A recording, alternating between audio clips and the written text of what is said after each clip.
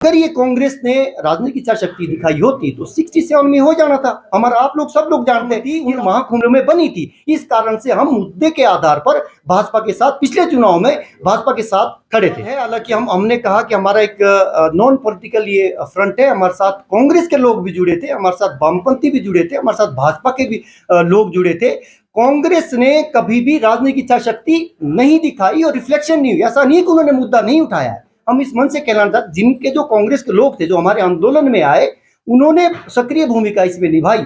अगर ये कांग्रेस ने राजनीतिक इच्छा शक्ति दिखाई होती तो 67 में हो जाना था। हमारा आप लोग सब लोग जानते हैं, ये राजनीतिक सवाल है, पॉलिटिकल पार्टियां ये बेहतर जवाब दे सकती है। लेकिन जो हमारे साथ, हम तो अपनी बात कर सकते हैं, आंदोलन की बात कर सकते हैं, हमारे साथ हर वर्ग के लोग आए, हमारे साथ हर विचारधाराओं के लोग उठाया है। देखो, कई बार कई मुद्दे चुनाव के दौरान सॉल्व होते हैं। हमारा आपने देखा होगा, सबसे ज्यादा घेराबंदी अगर हम लोगों ने की थी, सबसे पहले भाजपा की ही की थी। अगर हमने ये कहा था महाकुंभ में 1 जनवरी को रोनहाट में हुई थी कि अगर हमारा ये मसला हल नहीं होता है तो हम 6 महीने के अंदर गिरिपार में किसी भी नेता का घुसना बंद कर देंगे। तो ये सत्ताधारी दल को ही सबसे पहले हमने घेराबंदी की थी। हमने क्या थी, लोगों ने की थी, एक लोगों में आर पार का कि ये मसला या तो सॉल्व करो या तो बंद करो। क्योंकि घोषणा पत्र में लगातार वर्षों से अगर इच्छा जाहिर की थी, अगर इसका जिक्र किया था तो भाजपा ने किया था। हमारा पॉलिटिकल एजेंडा नहीं था। हमारा मुद्दा जो आपने कहा, चुनाव में हमने मुद्दों के आधार पर,